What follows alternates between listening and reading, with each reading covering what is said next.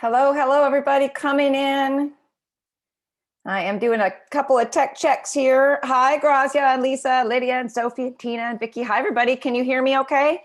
I'll wait for the, the normal. Yes, Carmen, you sound good and we can hear and see you in the chat. Anybody that wants to give me that would be fantastic. I am going to give you guys just a little heads up.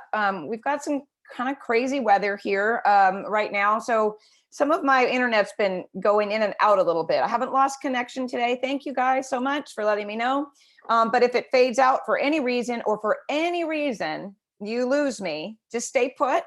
I'll log back in and we'll resume. Okay. So I just wanted to give that heads up because this has happened 3 times today during meetings that Zoom has kind of checked out on me. Hi, Mom. Hi there. Hi, everybody. Okay. Let's give it a minute. We had quite a few people registered for today, which I'm really excited about because this is my number one topic is stress. And, many years ago when I started working with people and health coaching, I used to say everything starts with food. It all starts with food.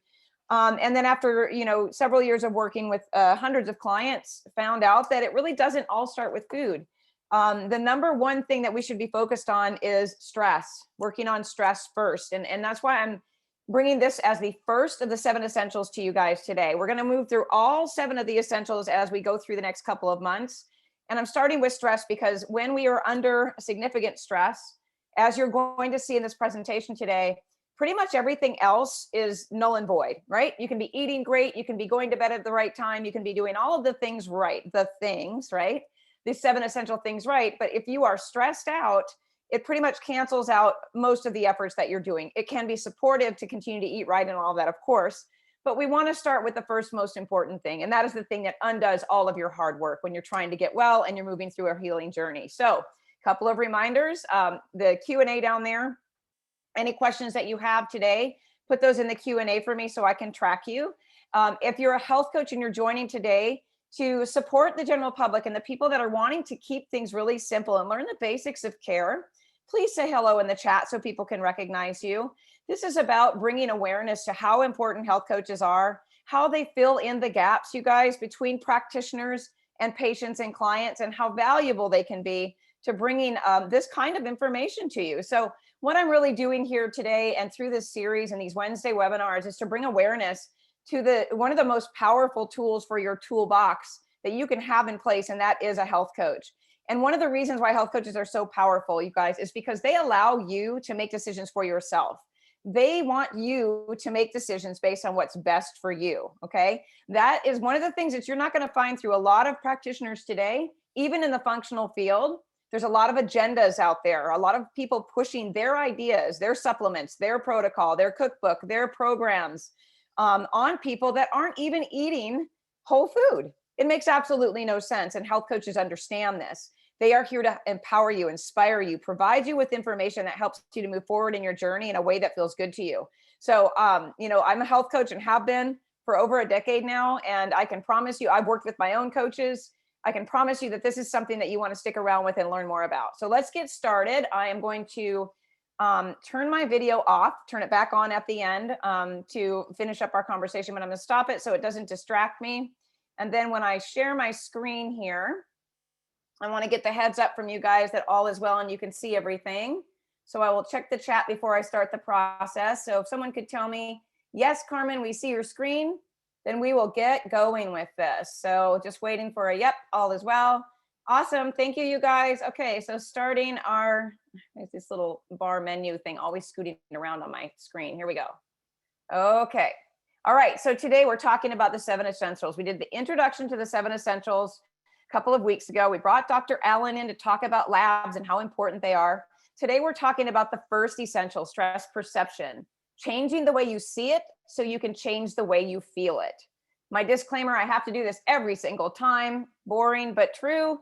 Okay, everything I share today is based on my own experience in 10 years of working with clients, 7 years of mentoring entrepreneurs in the wellness profession, not just health coaches. So take what resonates with you and leave the rest. It is your responsibility to use the information delivered in today's webinar in a way that feels best to you. This is in no way diagnostic or prescriptive advice and is only education for you to make better decisions for your health. This is me. And as time goes on, we're going to have a lot more new people coming in, as I've already seen in the last couple of weeks. But I am the founder of the Institute for Functional Health Coaching. I am the founder of Carmen Hunter Health LLC, and I'm a certified health coach, and I run the group Health Coach Mentorship and Mastery Group, which is a group of board certified health coaches that have done the work to learn how to help people out in the world of health and wellness. My intention for you today is to learn in an easy way to understand what stress really is, understand the differences in the stress types, find grace for yourselves when you can't seem to manage or reduce stress, understand that you are just like everyone else and you're not alone, and take action in a way that feels best to you. So what we're covering today: what is stress by conventional standards? What are the different types of stress? How stress affects us physically, mentally, and emotionally? Why telling someone to reduce or manage stress can be harmful, and how you can start to mitigate the effects of stress. So for those of you who are new to me, I realize how fast I talk. That's why we're going to give you the replay. So watch for the replay within 48 hours with any links that I may suggest or share throughout this presentation. So what is stress? So physically, stress can be defined as a feeling of physical tension coming from a thought, an event, a traumatic memory that might be buried in our subconscious, or something that we actually are conscious of that makes us feel frustrated, angry, and nervous. In psychology, how it's defined is an emotional strain or pressure, a type of psychological pain. Okay, so we're going to go through and just touch on some of this. I promise to keep it really simple. I don't want to dive too deep into any of this medical jargon and language that people may not understand. So the goal is to give information that helps you to understand things in an easier way. So the hypothalamus, in this picture, you can see the hypothalamus. It's a tiny region at your brain's base. It will set off an alarm system in your body when we face any kind of stress. So through a combination of nerve and hormonal signals, this system prompts your adrenal glands, and they are so small. So many people don't know where the adrenal glands are, but they sit right there on top of those kidneys. Believe it or not, you can actually feel sometimes when your body is under stress, because the adrenal glands might put out kind of an ache or a dull throbbing sensation. So when that happens, it prompts your adrenal glands that are located on top of your kidneys to release a surge of hormones, including adrenaline and cortisol. Now, anytime I'm talking about any of this stuff, just remember, I'm not a doctor. I am not an expert in these things. I know just enough in my own comments here to be dangerous, as I say. So I am in no way telling you exactly how the body works. I want you to learn how to learn this stuff on your own, or using a health coach to do so. So when we talk about these things, everything is important when it comes to the tiny players and the big players in our bodies. So here we're looking at two systems in the body. We're going to spend a moment on this graph. I'm going to leave it up. You can screenshot this. You can, when you get the replay, you can, save it. This is a really great, graphic here, infographic, to show you what the difference is between the parasympathetic nervous system and the sympathetic nervous system. Now, parasympathetic nervous system is where we're relaxed, right? Where we're calm and we probably feel our best. This is what happens when you are in parasympathetic nervous response. Your pupils constrict. You're able to salivate, right? Your heart rate is decreased. It stimulates digestive activity, stimulates your gallbladder, which is really important for digestion. It inhibits the adrenaline production, contracts your bladder, and relaxes your rectum, right? So we get to poop, we get to eat, we get to do all of those things when we're in this state of mind, when our body is in parasympathetic nervous system response. When we're in sympathetic nervous system response, we have dilated pupils, our salivation is inhibited, which sometimes can result in dry mouth, right?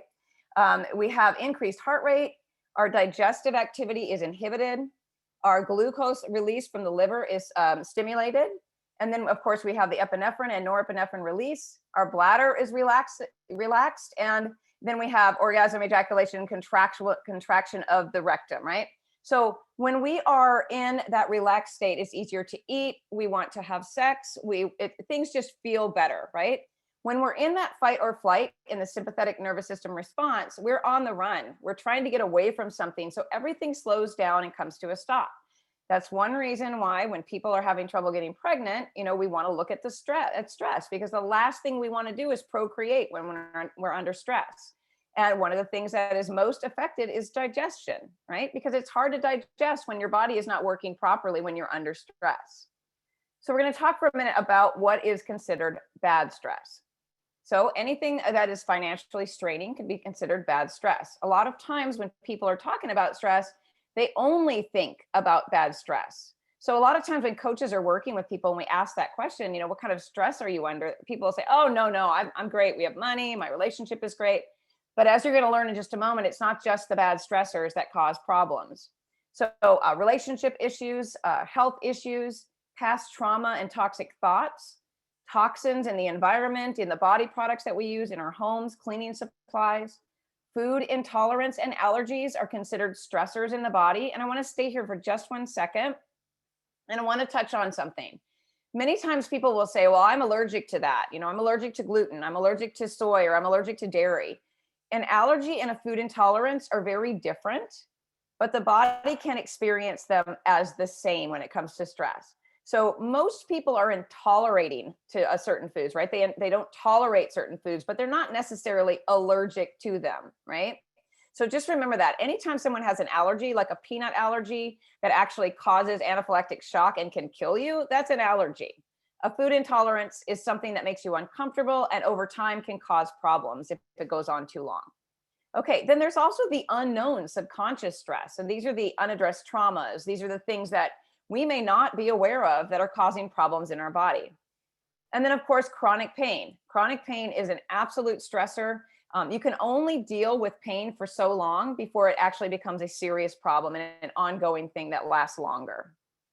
Okay, what's considered good stress? And I don't ever understand this word, eustress. That's how you say it if I'm not mistaken. Eustress is considered good stress. So psychologists describe this as a type of stress that's actually important for us to have in our lives. Without it, we'd be probably become bored at best, and in more serious cases, maybe depressed, right? We would begin to feel a lack of motivation, maybe apathy, maybe not wanting to accomplish any goals. We may feel a lack of meaning in life without enough of this. So not striving for goals, not overcoming challenges, and not having a reason to wake in the morning would be very damaging to us. So we need to keep that in mind. So eustress is considered a good stress. It keeps us healthy and happy. So having a baby, getting married, finishing a marathon, doing a presentation for work that might bring you a raise, getting out of a dangerous situation, or anything that makes us feel excited or nervous in a good way. These are considered things that are good stress. I'm going to share an example here. And I remember feeling when I was presenting to some commissioners, I was feeling really, really confident and good about the fact that I was going to be presenting some information that might make a difference to people and to animals and things like that. And I remember how excited I was, but at the same time, and we're going to go over some of the symptoms that we faced during stress, at the same time was experiencing these symptoms that I was saying like, oh my gosh, what is wrong with me? Am I not prepared for this? So I was very conflicted at the time. This was before I became a health coach, about why I was feeling excited and then nervous and having heart palpitations and sweating all at the same time. So now obviously I know why, because good stress and bad stress can give us some of the same symptoms. So what symptoms can happen to the body when facing stress, no matter what kind it is? And this is by no means all inclusive. Everybody has their own ways that they respond to stress, but these are some of the more common things. So your heart rate increases, sweating can happen, stomach churning, burst of adrenaline, blood moves away from the extremities to major organs, digestion can shut down, your mind can start to race, and you can start to shake. So some people may even get heart palpitations. Hyperhidrosis, where someone can't control their sweating, can be caused from chronic physical stress. Some of the stress you may be feeling might not even be yours, and we're going to go over that in just a second. But I want you to think about a moment. Maybe you've been with somebody, or you've been watching a presentation, or maybe you're even watching a movie or something like that, and you felt embarrassed for someone, or you felt cringy, as the teenagers and 20-somethings in my house will say, oh, that's so cringy. And I'm like, what exactly do you mean by that? And they're like, oh, I just feel it everywhere in my body when I see this guy doing this, or when I see this situation happening here. So those feelings, you're not bringing those into yourself. You're not going, oh, I want to cringe over this, or I want to feel embarrassed for someone. Your body automatically either sees or experiences something, and that feeling comes in and it's happening before you know it, right? So that's what I'm talking about when I say, no matter what kind of stress you're feeling, whether it's something that's physical, emotional, mental, shared stress, your body is going to give you the message, hey, you're feeling this way. And then all of a sudden you're like, whoa, where did that come from? So I'm about to share a picture of my son, and I'm going to give you guys some personal experience, which I love to share because this is how I've learned everything I've learned is through experience and study. So here's my son. I know my mom's going to remember this one. This is an example of shared stress. So this is my kiddo. And this is him getting his finger sewn back on. I saved the graphic pictures for another time, right? So here he is in the hospital, in the ER. This is during COVID, when everybody was freaking out about sickness and all this craziness was going on. So there was stress already in the air in this hospital. And by the way, the waiting room was empty. I just want to share that. This was, I believe, in June of last year. So here he is. And but what you don't see here, as he's waiting for this guy to stick a needle in his finger, is me sitting in the chair, feeling every single bit of what this kid was feeling, except the physical pain part, right? I was emotionally and mentally feeling this for my son because he hates needles. I passed that one down to him, and I could see it on him. I mean, you can see his face right here. He's watching everything the guy is doing. I'm sitting in the chair watching everything my son is doing because I've been through something very similar as what my son went through. And so I had to sit there, be calm, relaxed, and chilled on the outside while he was over there freaking out. And inside of my body, I was feeling so much stress. And I know that there are moms out there that get this. So tell me in the chat if you guys have ever been in a situation where your child has been going through something, or you are trying to be that, that solid ground for them, that your body is totally reacting either with sadness, with, shaking, with palpitations, with nervousness.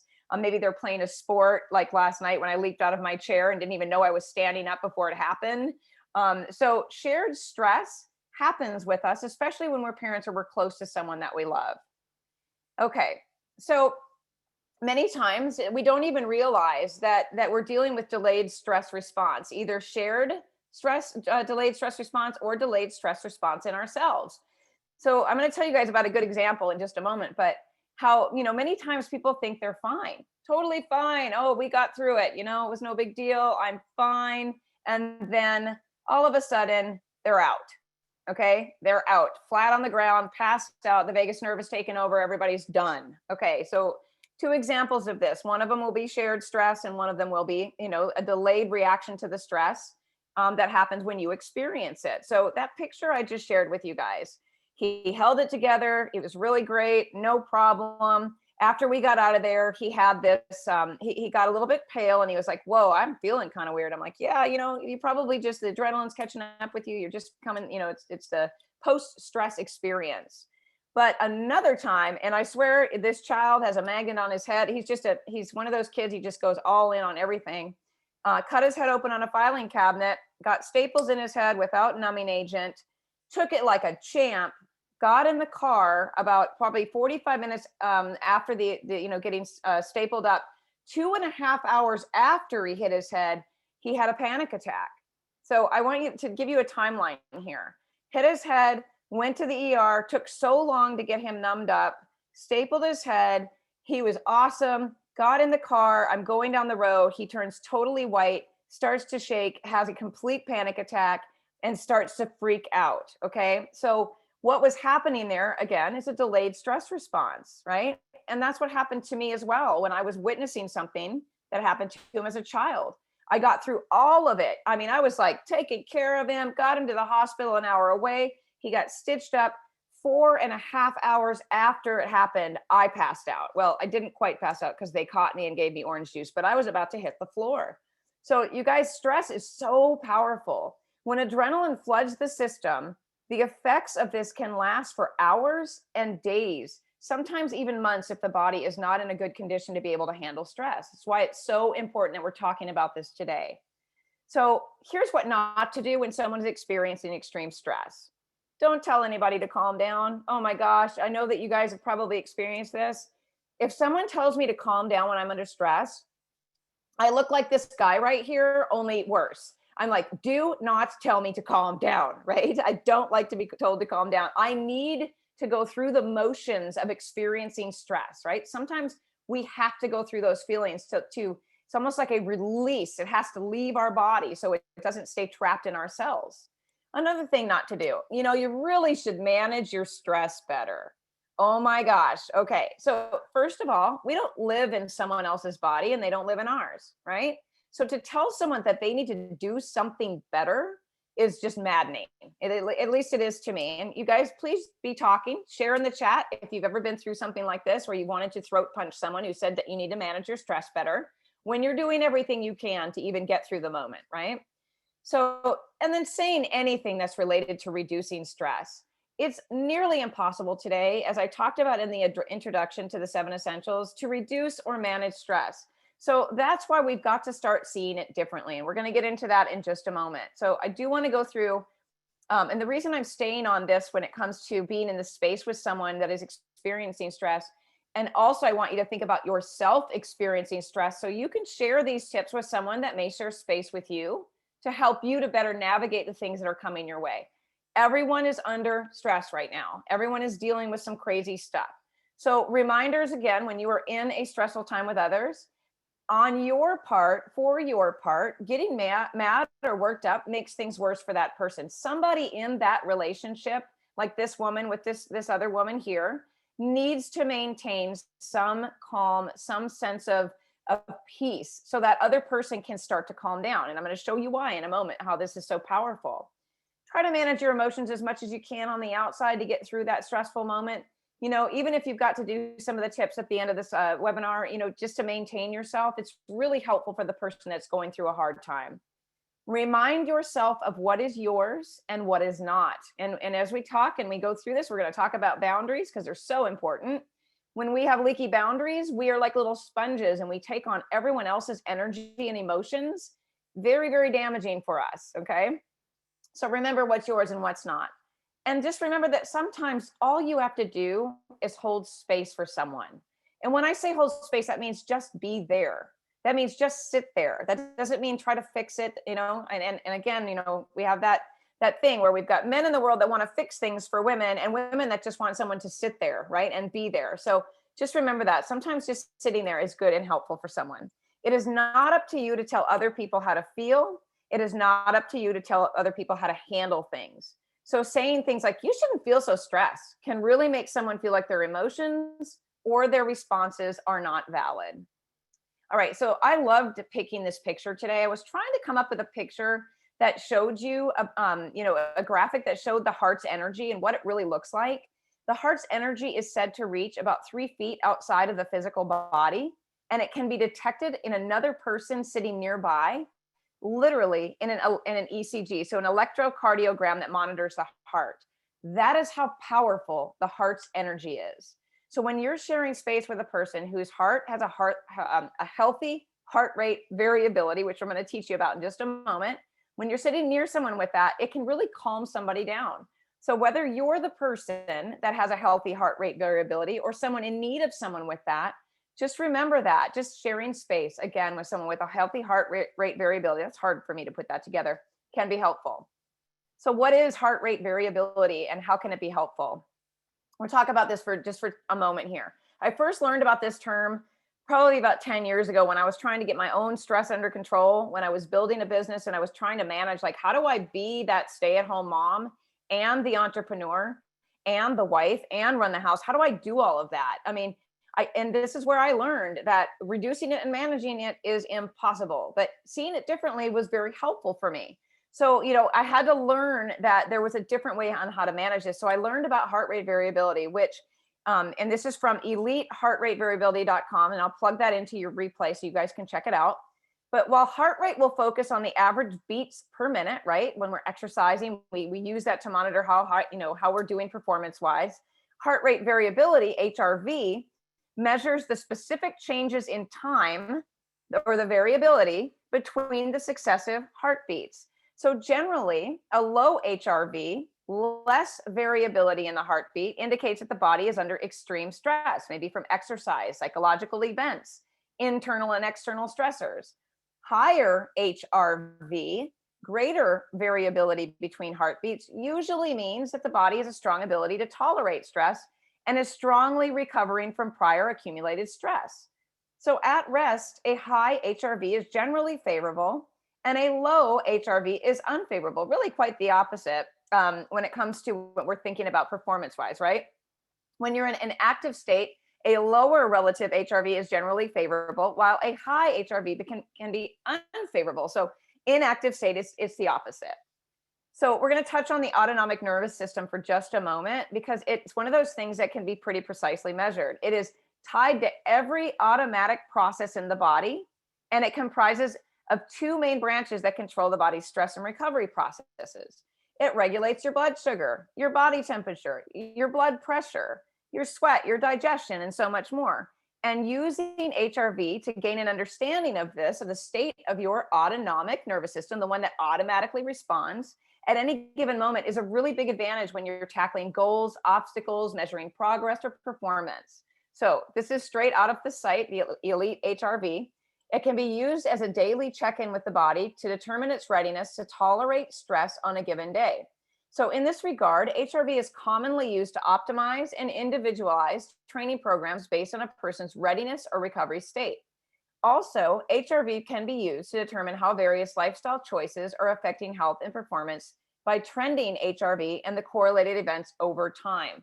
So when I was learning about HRV, I purchased the M-Wave 2, and that M-Wave 2 was a little tool that helped me to determine the variability between my heart, or for my heart. And I still use it today. It's part of my little toolbox. I've got the Muse headband. I've got the M-Wave 2. Those are my two tools for my power toolbox that have helped me to really kind of get control over what's going on in my body. And when things were at their worst with my stress, starting out with the M-Wave in the morning was really helpful to help me determine, am I going to even be able to go to the gym and perform today? Do I need to add extra stress to my life? You know, what's going on with me today right now? And how have I recovered from this week's activities in itself? So really powerful. So I'm going to share information about that for you guys in the replay. All right, I need a drink of water here so I don't have a coughing fit. Hold on a moment. Okay, so we want to make sure that when we are dealing with people that may not be so pleasant, or maybe we've got some, relationship issues, friendship issues, family issues, it's very important to set up good boundaries or avoid people who make you feel more stressed out while you're learning this skill of seeing things differently, because it's automatic. Remember, our body is automatically set to respond in a certain way. So if you're a person who lives responding and reacting in the world, maybe you're defensive, maybe you've got a bad temper, maybe you're triggered really easily from past trauma. It's really important to make sure that you protect yourself by setting up those good boundaries. And it's easy to say to put boundaries up, but it's not always easy to do if you don't know what they are. In one of my future trainings, we're gonna go a little deeper into boundaries, because they are one of the things that I feel are the most important thing to have healthy relationships and be a healthy person in your life. And also remember, not everyone has the same physical reactions as others. I don't know about you guys, but I have had people say to me, well, that doesn't stress me out. Well, good for you. It stresses me out. I mean, what's for you is not for me. What works for you may not work for me, right? And so doctor's appointments are one of the most stressful things that people do. They go to the doctor. Some people's blood pressure goes up. It's called white coat hypertension from the thought of going to the doctor or the thought of having to give blood. I used to be that person. I could not even stand to think about a needle. Oh my gosh. It would be the first thing I would ask when I get in. I'm like, okay, well, first thing, I need to make sure that you're not going to take blood. And they'd be like, we haven't even gotten started yet. I'm like, I know, but I hate needles. I mean, I would work myself up into such a frenzy. I had to get control over myself. I shared my own journey. I went through a lot of health issues. I had a lot of needles brought to me when I was trying to figure out what was wrong. And I had to learn how to deal with that. So I started to see it differently. And that, again, this is a practice and it's a habit that we have to change. So again, this is why perception is everything. How we see things is everything. So for a second, we're going to talk about how short-term stress helps us. We want to talk about the kind of the positive side of this, okay? Well, short-term stress helps us birth babies. Without it, we would not be able to have babies, right? It assists us in getting out of dangerous situations, fight, flight, or freeze, right? We've all heard that, and people like to use that running from the bear or running from the lion example of back in the day. This is how caveman got away from things, or got away from dangerous situations, is their stress response kicked in and they were able to run to save themselves. So one thing that's helpful to know is, and maybe you have an animal, maybe you guys have a dog, or you've seen movies or videos of animals when they are faced with a stressful situation. most of the time after that situation, and they're safe and they're in the clear, they'll shake, or they have some sort of a physical thing that they do. It is a release of the stress that built up in their bodies. And this happens, I see it every time I walk my dog Daisy, and she encounters another dog, or maybe a person that's giving off a vibe that she doesn't like. And this dog, I've never seen a more sensitive dog. She should probably be a seizure dog. She's so smart. I will watch the hair on her back go up, stress, right? Stress response, hair goes up, stressed out. Her head goes down, stress response. The tail starts to get tucked, stress response. She greets the animal or the person, checks it out, sees what it's about, walks away, shakes every single time, right? But people don't walk around going, oh God, my boss just stressed me out. Oh, I'm going to shake, right? No, we have to figure out other ways to manage these things. So it is helpful. It is helpful to have that response. It helps us to complete tasks. And I'll be honest with you, I was a little behind on getting ready for today. And I said, I always set the timer, and the stress of feeling like getting this done helped me to complete this webinar. Do I have spelling errors? Probably. Is it as pretty as it could be? Probably not, but I got it done because I felt that urgency within myself, right? Helps us win competitions. So if you are a person that is highly competitive, as I used to be when I was working out, having a stress response can really help you, push yourself to the finish line on things. So some people even work best under pressure and under stress. But the other side of it is it really, really can hurt us. And chronic stress can hurt us in big ways, causing infertility. Remember, we talked about earlier how it shuts down the ability to procreate, because the last thing we want to do is have babies or sex while we're running from the tiger, okay? Lowered stomach acid, shutting down digestion, which, increases digestive issues, IBD, IBS, Crohn's disease, ulcerative colitis, those serious diseases. Causes gut infections. When we don't have enough stomach acid, it sets us up for overgrowth of bacteria, good and bad. Weight gain. Well, of course, our body is going to respond with weight gain, because if we're shutting down digestion, we may not know when we're ever going to eat again, right? So chronic stress can cause weight gain, not to mention, too much cortisol and those types of things as well.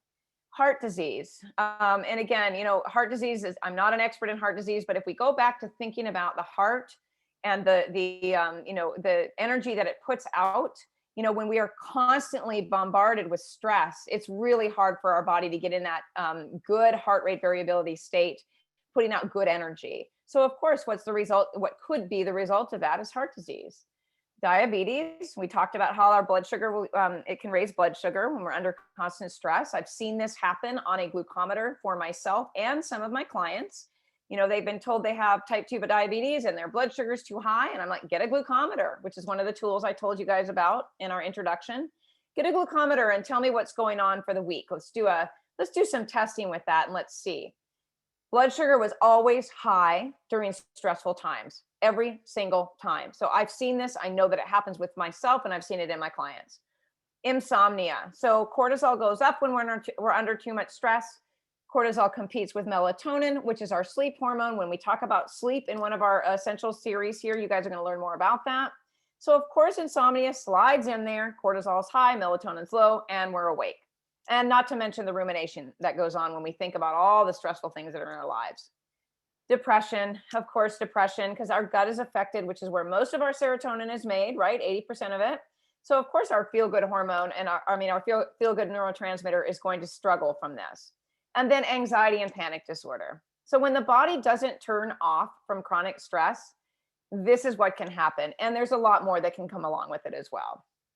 So why is managing and reducing stress nearly impossible? I want everybody to take just a second here right now. Just take one moment and ask yourself, what's the one thing that I can get rid of in my life today? And I'm talking about the big things, the kids, the husbands or the wives, the job, the home to take care of, the bills that keep coming in, the job, the business that you're building, the work that you have to go to, the mask you have to put on your face to go to the store, whatever it is. Is there anything that you could get rid of to make your life easier and actually bring you into parasympathetic response right now?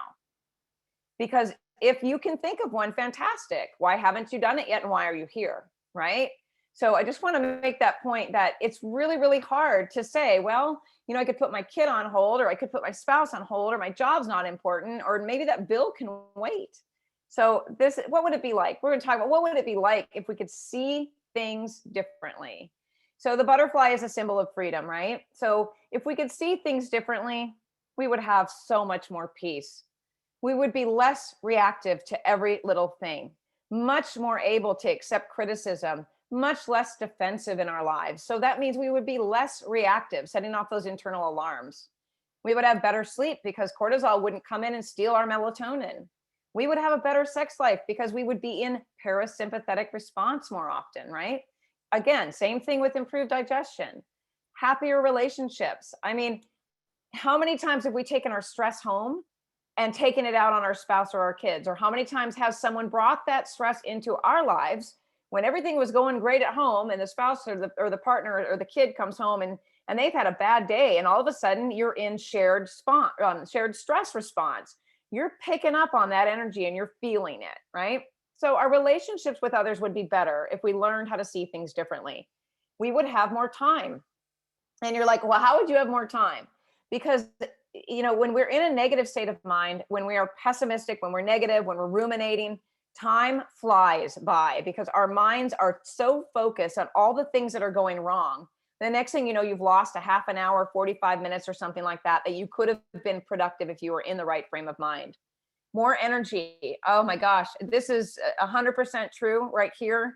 When I started to do the HRV training with the M-Wave 2, and I started to do the Muse headband, and I started to do the breathing, and I started to do the walking instead of the constant hard exercise, I had more energy. I felt better in my body to do the things that I wanted to do in my daily life. More income. Well, when you have more time, you have more energy, you have happier relationships, and you show up in the world differently, you will make more money. It doesn't matter if you are running your business of your own, if you are serving people out in the world, you will make more money for your business, which in turn makes you more money, right? And happier kids. I've got my hand in the air right now, and I'm like, raise your hand if you've ever been the parent that takes your stress out on your kids and wish you haven't, right? That is, I think that's a reality there. And as we go through these webinars, I'm sharing vulnerably here because I think it's important that we all are able to be honest with ourselves. There was a time when things were really stressful between my son and I. We still have our moments, of course, but I remember looking over at him and I was just pounding away at my keyboard. It was 7:30 at night. He simply asked me a question, got a little bit of an attitude when I didn't answer right away, and I flew off the handle. And I remember looking over at him and him just shaking his head. And I said, hold on. Oh my gosh, this is not your problem. You didn't do this. I am so sorry. And I realized, I'm like, I got to get control of this.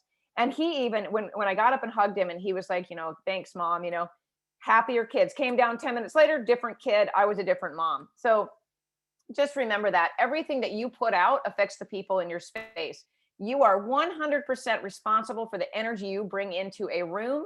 You are 100% responsible for the energy that you share with other people. So we have to stop blaming the world around us for stressing us out and start taking responsibility for that. And I am right there with all of you right now, right? If we aren't working on ourselves, then we are missing a great opportunity to have a happier life. So hopefully that's what you're all doing here today. But old habits are hard to break, but they're not impossible. So first things first, always first things first. And I say this on everything, when I'm teaching my coaches, when I'm talking to my clients, get present and aware. You cannot recognize harmful feelings and responses in your body without getting quiet enough to feel them. That's why we have addiction. That's why we have so many people running around trying to numb out and ignore all of the stress and the things that are causing them physical, emotional, and mental pain. Getting present and aware is uncomfortable. It's uncomfortable because when you get quiet, and we talked about this in my health coach mentorship group coaches meeting yesterday, you are forced to face the things, right? You're forced to face the things. But what the good thing is about it is when you get present and aware and you're sitting there with the dark stuff, that's when the light comes in and shows you the things that you can grow with. So first things first, get present and aware, because when you are present and aware, you're able to ask yourself the important question. And I talked about this in the introduction to the 7 Essentials a couple of weeks ago, which I'll include, by the way, the replay in the email you receive if you're new to this series. Emergency. Is it an emergency or is it an urgency? This is the question to ask yourself every time you start to feel those feelings that we talked about earlier, the palpitations, the sweating, all of the things that we feel. Stop, get present, get aware, and say, is this an emergency or is this just an urgency? So clarifying one more time, an emergency is only injury of self or others that requires a trip to the hospital. Okay. That's the real emergency right there. Is it life threatening? Is it something that needs immediate attention, like a finger that almost gets cut off with a hedge trimmer, like my kid in that picture earlier on? And if it's not, what do we do about the urgencies? What do we do about those feelings and those things that are coming into our awareness that don't require us to go to the hospital, which I hope we can all avoid at this point, right? So here are some tips with you guys, and we're about to wrap up here. So again, put your questions in the Q&A, anything you want to know, anything you want to share. But here are some tips. Identify the urgencies. This is how we start to see things differently. We get present and aware. We then identify them after we ask ourselves the question. Okay, this is an urgency. Great, we're running late. Okay, I've identified that I'm running late. See it for what it is. Let's use the running late as a good example, because that seems to trip people up quite a bit, right? Okay, so what? I'm running late. That's all it is. It's just running late. I won't be running late later on tonight because I'll already have been there. I won't be running late tomorrow. Well, maybe I will, but not for this particular thing, right? Then use dialoguing. I don't even think that's a word. I spelt that wrong. But use dialoguing with yourself or with someone who can help you through it. So let's walk through what that looks like for a moment. Okay, we've established this is an urgency. We have established that we're running late, and that's all it is. So what do we say to ourselves? Okay, Carmen, you know what? You're running late. Maybe you're going to be 5 minutes late to your son's soccer game, but you're going to get there. It's totally fine. And then maybe we need to add something more in there to help us through that moment, like breathing, the 4-7-8 method. So the 4-7-8 method is Andrew Weil's method. He was somebody that I followed many, many years ago. And this is one of the methods that actually was so helpful to me. Breathing into the count of 4, holding your breath for 7, and breathing out to the count of 8. That can actually help your body get back into parasympathetic response very quickly. So the next time you're feeling that, you're feeling stressed out, and I mean really practice this. You're breathing where you fill your belly with air, right? And then as you breathe out, your belly it deflates. I know that sounds backwards, but that's the way it works, right? That's the best form of breathing. And then use the relaxation response. Now, this is one of the oldest books known to man, and my mom's on this webinar. She had this book, and I remember it. I have a copy of this book. I mean, I don't even know what year this book was made, but I remember the cover of this book from being on her bookshelf, much like many of the books that she's had as I was growing up.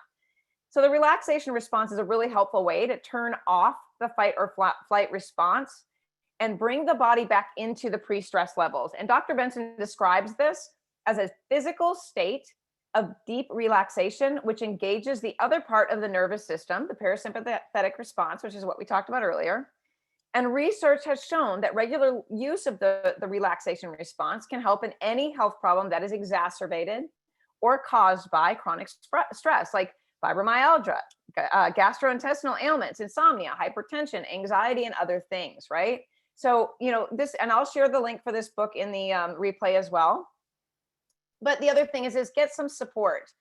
Get some support, you guys. And that's where health coaches can come in and be so beneficial. Getting support means this. Okay, it's easy to say, well, my spouse is my best friend. My spouse is my support, or my best friend is my support. But one thing I want you to keep in mind here, when we're looking to other people to help us through these hard times and these difficult things, we don't want to put more pressure on the people that are around us that are already feeling the pressure of us, right? We don't want to do that. We don't, and as the wise words of my therapist, unfortunately came a little too late in the game, was like, never be the therapist for the person you share your bed with, right? Never be the therapist for them, and don't expect them to be that for you. So looking outside of yourself to someone who's really skilled at understanding all of the things that we talked about today and how they all play together can be really powerful. And not only that, but that person, that health coach, is yours. It's kind of like it's kind of like that secret person. Everything between you is confidential. Everything that you share with them and they share with you is yours. And it's yours for your growth and your journey moving towards better health. No one is more qualified to help you through that. Doctors are best for battlefield care, like the emergency we talked about earlier. Health coaches can help to fill in the blanks. The health coaches that come from my group are board certified health coaches. You can find them on the Holistic Health Link or the ANWCB board, or you can come in and join us at Carmen Hunter Health on Mighty Networks. So this logo up in the top corner there, Carmen Hunter Health, look for that on Mighty Networks. That's where we live now. We're moving away from the distractions of Facebook and all the stuff that we don't need to feel stressed out about by staying on that social media platform that's sucking the life out of all of us. And if you're a health coach and you want to be a part of what we're doing here, go to Health Coach Mentorship and Mastery. It's on my website. I'll share all of that, you guys, when I do the replay. But what I really want to share with you guys is this, is that getting well and getting healthy, it's not just one thing. Nothing is isolated. Everything works together. So when we go through this series, we're talking about stress perception, whole food, safe movement, sleep optimization, spirituality, and unaddressed trauma, and fun. We're talking about all 7 essential things. And so if you plan to join me, which I hope you do, and you bring people with you, you guys, trying to make this really easy to understand in a way that feels good to you guys, while we're moving through this series, I want you to ask yourself, is there anything of these 7 essentials that I could do without and be my healthiest self? Anything at all that would make me, can I give up spirituality and still be happy? Maybe for a little while, but what about when a crisis comes in? Can I give up sleep? Well, sure you can, but you're going to have to make it up at some point. Could I let this unaddressed trauma continue to go on? Absolutely. Of course, maybe you don't even know you have it. But if you're not getting well and you've got constant chronic problems coming up, it's worth looking at. So ask yourself these questions as we move through this and we go through this time together. I want you to say, am I doing all of these things that I know that I can do for myself, or am I in need of support, and do I need someone to help me along the way? So as I always say, and I'm going to turn my camera back on, look at the questions in the chat, and then we'll wrap up. But I just want to say thank you for being here. Always, always, always know that I appreciate when you spend your time here with me, because I don't do this for myself, right? I enjoy it, but I'm doing this for you. Part of my goal as a health coach, and let me go ahead and turn off my, stop my share and turn on my camera so I can talk to you personally. Hi. Part of my goal here as a health coach is to help to bring more awareness to the way things have been done so wrong for so long in trying to help people. And, and one of those reasons I'm doing that is because that happened to me. I simply was having chronic pain. I went looking for a solution. I was pretty sure I found it after the first doctor that I went to. And then again, to remind you, 21 doctors and 10 years later, I finally got a diagnosis. And everything that was being done and given to me and handed to me to do made me worse. Chronic foot pain turned into back pain. Chronic foot and back pain turned into elbow pain. I mean, it just became a cascade of problems because the only solution anybody ever had was, here, take these pills. Here's a bag of supplements. You need to give up all these foods and come back in 4 weeks. I didn't have a support system. And so why it's so important to have that support system is because we're not meant to be here alone on this earth doing things by ourselves. We are absolutely 100% here to heal each other. And I don't use the word heal like I'm a healer or anything like that, but I believe that we all have a power inside of ourselves, that we are able to help ourselves heal, and that we needed to depend on ourselves for that. But that means knowing when you can't do something by yourself. That means finding that person or that resource or somebody out there that can be that person for you. It is unbelievable what a relief it is. And I share this because when I finally found, my power team of people that were in my corner, it's a very small handful of people because, as I mentioned, I went through a lot of them. It was like, I don't have to be on this journey by myself. And my therapist was one of the best ones. I still use her today, right? It was a relief to me. I was like, okay, I know that I can depend on her to help me to see things differently, help me to be more objective about my life and the way that I'm spending time and the way that I'm seeing the situation or this experience. And that alone helped to relieve my stress. There's so many things out there that we can do. There's neurofeedback, there's biofeedback, there's meditation, there's all of those things. And that's part of the overwhelm, right? So as I said before, avoid going out to Google and searching anything, okay? Because you're not going to find the truth on Google anymore. They're censoring all of these things we're talking about today because these things are not expensive.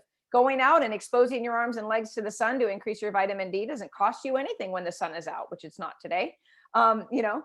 Learning about how to shut your house down so you dim it down for the day and you get into a circadian rhythm that helps your body to reset. That's free. That's free. No one's going to make any money off of that out there in the world. Okay. So what is happening today is all of our freedom is being sucked out of us, but only if we let that happen. So what this series is about is twofold. One, to give you people out there that are not health and wellness professionals a big sigh of relief, knowing that you have all the power within you to get well. I'm giving you the resources and the power tools, right? I call it power tools because these are things that you get that you can plug in, and have for the rest of your life that are going to sustain you and go with you as you grow and as you change in your life, and you get to share with your family and your friends. The other thing is this: when we are able to tap into and become aware of what's going on with ourselves, we ask ourselves, what do I need?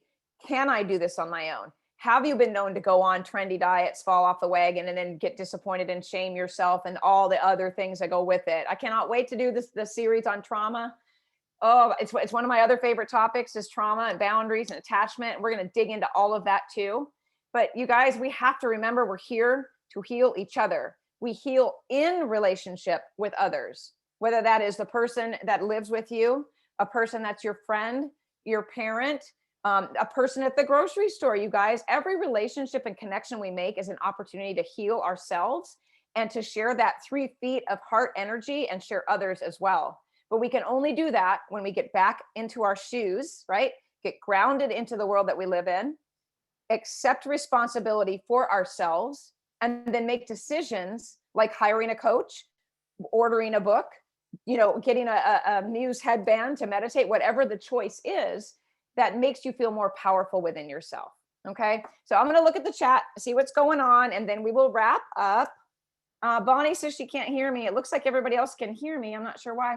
Okay. Jennifer's asking, any advice for empaths who physically feel the stress? Oh, yes. Vibration coming from others during conversations that are stressful. I have EHS, so I feel all energy from people and electromagnetic radiation sources. Oh, Jennifer, oh my gosh, I feel you so strongly on this. This was one of the reasons, I'm going to keep your question up so that I don't miss any of it. This was one of the things that became very evident to me through the process of separation and divorce. And I'm going to, and again, in the interest, I'm sorry, I've got an itch here. In the interest of vulnerability and sharing openly and transparently so that you all can relate, and that maybe this resonates with you. As I was going through the process of separation and divorce, I was constantly in chronic pain. I was having heart palpitations all the time. I would feel the throbbing pain in my adrenal glands. I mean, I just didn't feel right in my body. And I started chasing the symptoms again. Is it my thyroid? What's wrong with my adrenal glands? Wait, these are the messengers. Now, this was about 3.5 years ago, something like that. So, and I'm a health coach. So can you imagine, right? Someone being confused about these feelings and then going, oh, that's what it is. I'm picking up on when my ex-husband would come in, I would feel his frenetic and energy, and he was he had a very high stress job, very stressful, that always came into our home. That because he worked from his phone, from his car, and it was always the minute I would hear the basement door slam, I would have a physical reaction. And then as he would come closer in, I would have more symptoms. So I feel you, Jennifer. So what can we do about that? First and foremost, you're recognizing it when it's happening, right? So here's what I had to do when I was like, oh my gosh, here it comes again. And why am I feeling this way? One of the things that I teach my coaches to do is to visualize like a kind of a plexiglass cylinder, kind of space agey, going up around me like a protective barrier, right? So I can see and I can hear and I can experience and I understand what's happening outside of that barrier. But every time that something that they would do might affect me prior, I would see it bouncing off of that cylinder that was there to protect me. Whether it looks like, it can look like a wall. It can look like something fluffy and soft around you that people just bounce off of, whatever it is. For me, it was a plexiglass cylinder up around me. Nothing could get past that, right? And interestingly enough, I had it wide enough to where it was outside of my hand. So I don't know how many feet that is, but that helped to calm my heart down, to ease my palpitations, all of those types of things, right? So an EHS, I'm assuming you're abbreviating the empathic, highly sensitive person. There's a lot of health coaches out there that I would say most health coaches have some aspect of that, or we wouldn't be in this compassionate serving position, right? But this is also a thing I teach my coaches. You will go down the road of burnout if you become that person's only support. So that's why I say when coaches are working with people, we're here to provide suggestions, recommendations, information that's going to help them to build their own toolbox so that you don't only become that only person for them. The other thing to remember is this, is if you are a person like Jennifer's explaining here that is feeling all of those feelings of others, and I see your second message there, you're almost like it's almost like you're a sponge, right? And anything that comes at you that's stressful is like water. It sinks right into you, right? So trying to think of yourself as a different type of object, because being a sponge is one of the definitions of a highly sensitive person that I've heard repeatedly. I'm like a sponge. I absorb everything.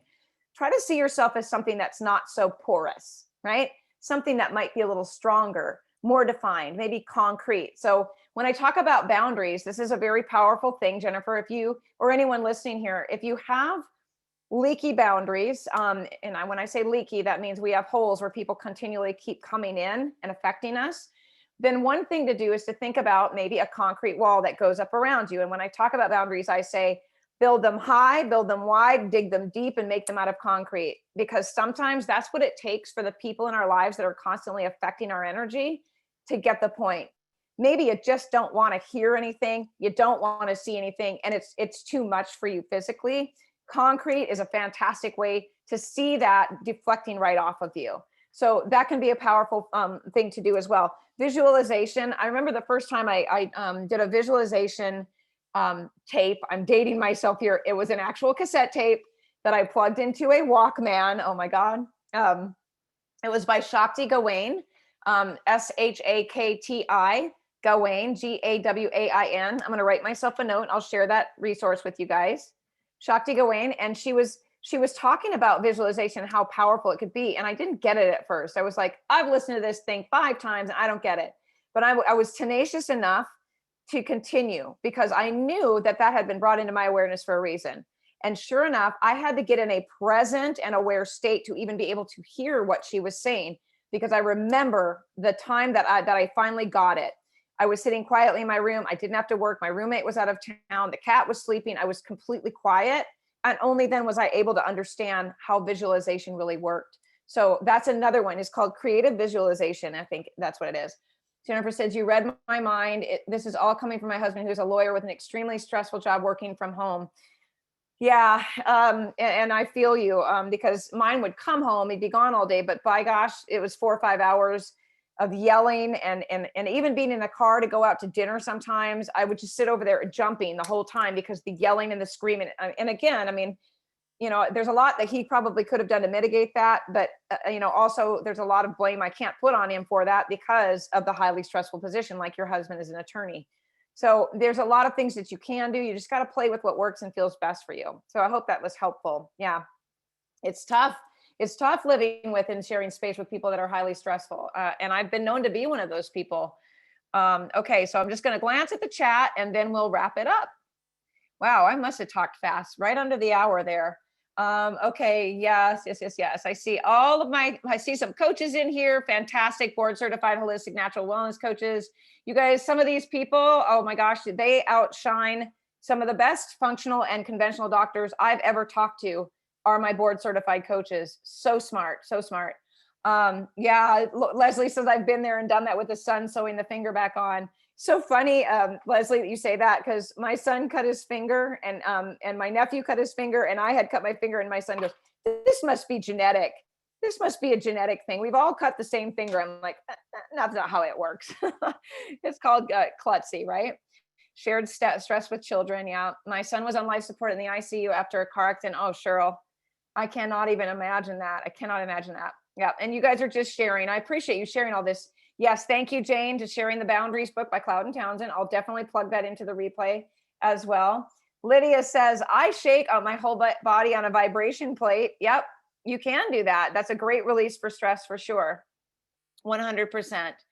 And I'm just going to throw the kudos out to my mom. Doreen is my mom. She joins almost every webinar I have. God bless her. She even shows up on some of my coaching webinars.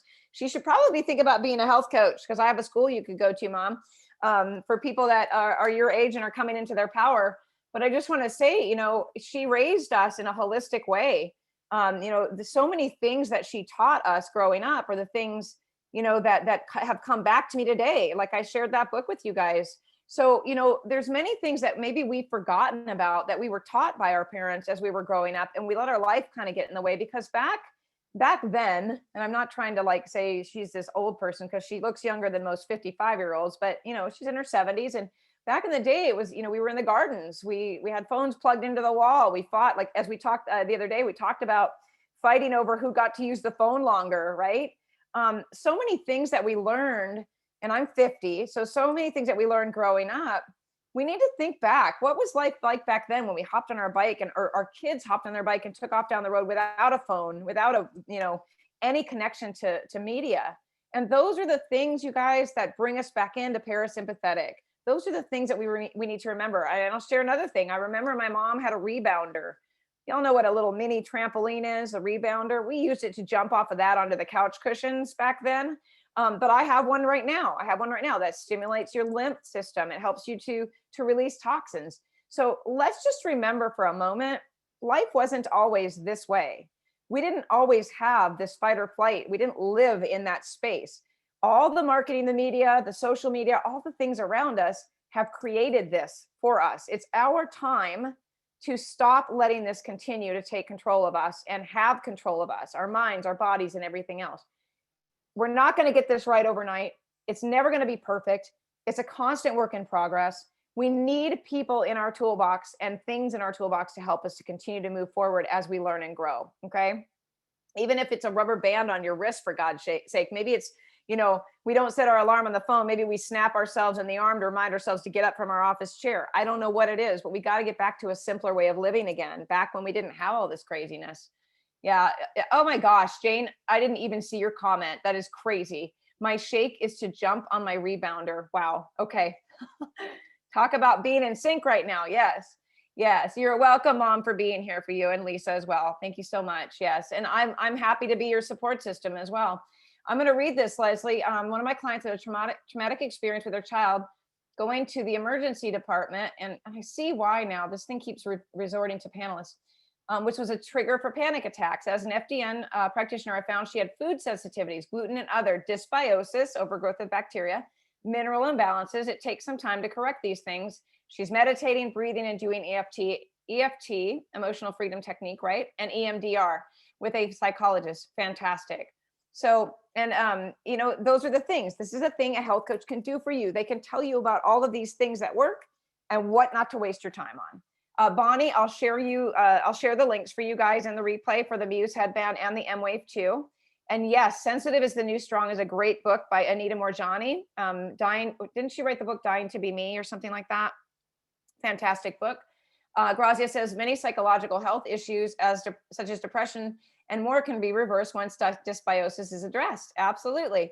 And meditation is hard. I mean, I tried everything. I mean, I did all of this. This was me when I was learning to meditate. Oh my, it's only been 4 minutes. How is it only 4 minutes? Okay. So I understand how hard it can be to meditate and to get into a calm state of mind. That's why I got the M-Wave. That's why I got the Muse headband. I can now sit, and when the timer goes off at 45 minutes, I'm like, it's over. Darn it. Right. So there's hope for anyone that thinks that they can't do that. Okay. Continue to scroll. All right. We're at the end of the chat. And I'm going to check for one more question here. Jennifer, yes, I love the boundaries work I've been doing for years and visualizing the armor in front of protecting me. I need to visualize something hard and concrete, like you said. Fantastic. Well, I'm glad that was helpful. All right, you guys, quick reminders. So next week on April 7th, which would have been my 20th anniversary, Mom? You're the one that keeps up with that.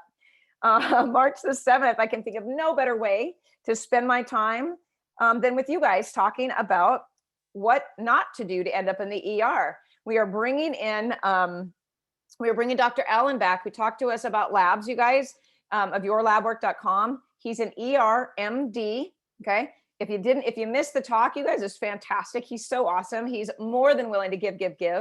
And he's going to share some really good information. So I think this is a really good opportunity. If you have anyone that's elderly, anyone that smokes, anyone that has some unhealthy lifestyle, things that they're doing, that, maybe bring them in and say, this could be a really good proactive way to think about what we can do to keep ourselves out of the ER, right?